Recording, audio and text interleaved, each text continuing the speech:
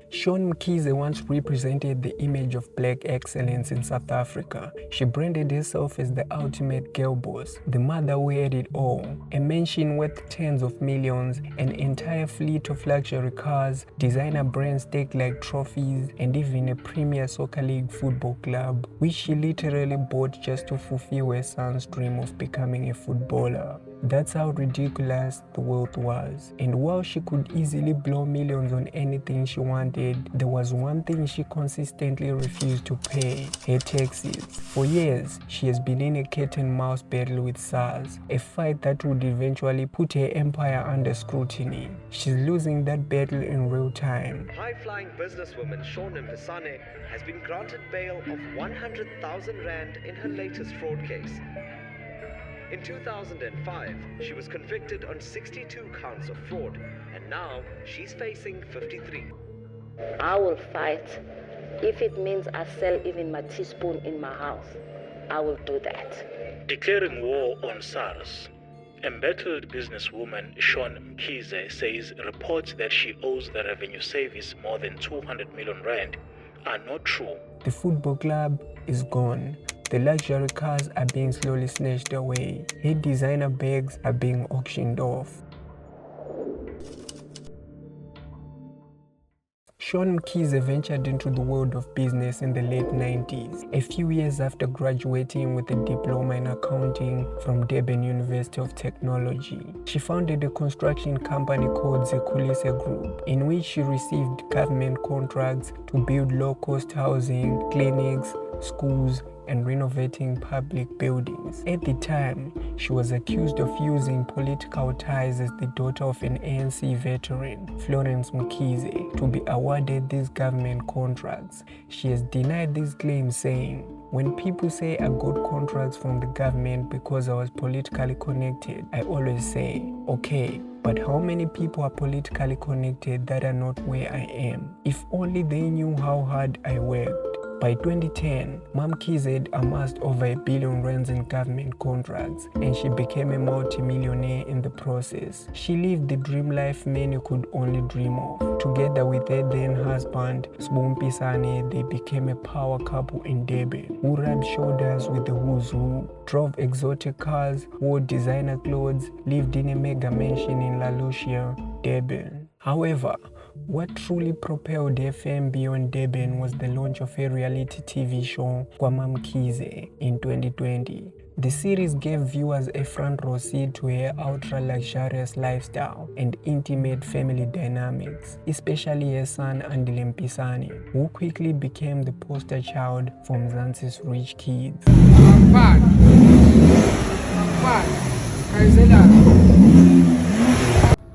Asiqalile ke yaqila ziyavula iyavala ngazi noma ngihamba nge6x6 noma ngihamba ngeOnyx kodwa ngathi ngifuna ukugijima ngaphezulu kwazo ake ngihamba nge6x6.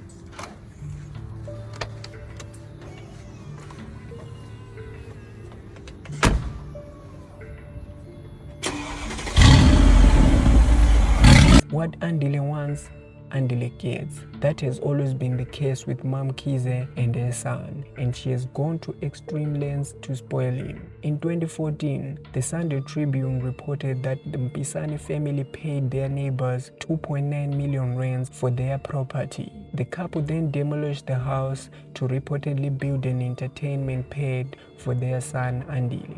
As for his 16th birthday, MaMKhize went big. He was gifted with a 2.3 million rand valued Mercedes-Benz AMG G63 SUV in scenes reminiscent of MTV's My Super Sweet 16 TV show. At the party, award-winning rapper Nasty C performed, as did Bebzo Dumo. His car collection has grew larger since then, and it includes some very high-end fast cars like a Nissan GTR, McLaren, Lamborghini, among many others. When Andile wanted to pursue a career in music, his mother bankrolled it. In 2020, MaMKhize gave her son 1 million rand to shoot a music video. Another instance was in 2022 when she flew to America with her son, who was to open for some big hip-hop artists like Rick Ross and Gucci Mane. Many people online speculated that she had paid for her son to perform at this show.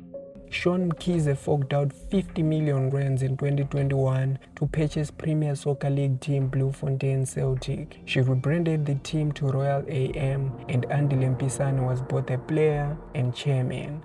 To this now, the PSL's youngest chairman has a difficult task of juggling football in the boardroom and on the pitch.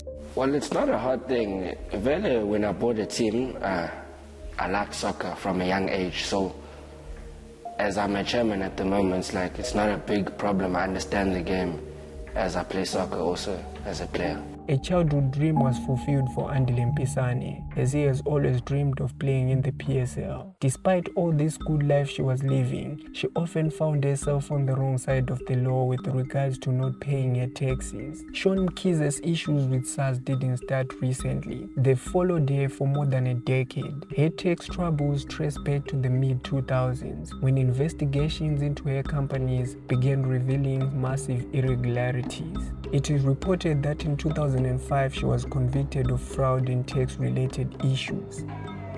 In 2005, she was convicted on 62 counts of fraud, and now she's facing 53. She, however, denied this claim in an interview on Carte Blanche, despite being presented with evidence. Where? Can you show me? All right. That's your ID number, isn't it? What does it say there? It says my ID number. The offense is fraud. But what case was this for? The 2005 case. Yeah, Look but at the that case was number. not in my name. Yes, it is. No, it was not in my name. That's your ID number. That's your name. Okay, then That's what the happened to offense. it? In 2012, she made headlines again when she was arrested for allegedly trying to bribe an investigating officer who was probing her for alleged tax evasion. SARS had accused her for non-compliance. The charges were later withdrawn. But the real escalation happened from 2020 onwards, as her fame grew through MaMKhize and the rise of Royal AM FC. SARS intensified its efforts to claw back what they believe she owed. In 2020, SARS had already taken action. They liquidated Zikhulise Cleaning, one of her companies. Early 2024, SARS obtained a court order demanding payment of 37.9 million rand in back taxes from MaMKhize and her family's trust. However, in July 2024, the case took a dark turn when SARS advocate in MaMKhize's case, Correct Nord, was hospitalized after two unknown assailants opened fire on her outside the hotel parking lot in Umhlanga. SARS immediately condemned the attack and said that its workers would not be intimidated by criminals. Nadia was working on the tax inquiry into Durban businesswoman Shauwn MaMKhize when she was shot outside an Umhlanga hotel in July. In November 2025, Shauwn MaMKhize's La Lucia mansion was raided. Over 40 firearms, loads of ammunition, and luxury vehicles were some of the items confiscated.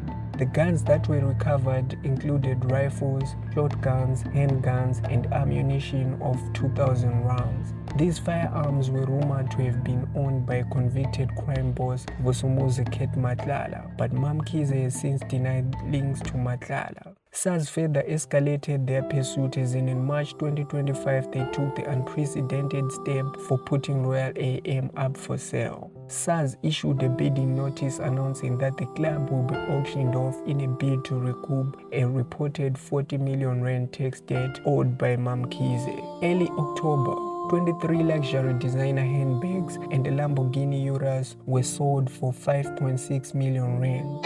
The reality TV star's pricey personal belongings are being auctioned. Louis Vuitton, Gucci, Goyard, Balenciaga, and Christian Dior are some of the designer bags she's being forced to part ways with. In July, 10 luxury vehicles including a Bentley Continental GT6 and a branded tour bus tied to a Royal AM football club fetched 8.2 million rands. SARS came guns blazing this time, to the extent that they've even auctioned hundreds of bottles of champagne, wine, and some high-end liquor. The recent auction saw over 21 TVs, 2 grand pianos, furniture, and some valuable antique being auctioned off. Although Shauwn MaMKhize's I Blew It story is not the one where she ends up dead broke, however, Her empire is crumbling in real time, and she has lost millions in assets in a battle with the taxman, which has lasted over a decade.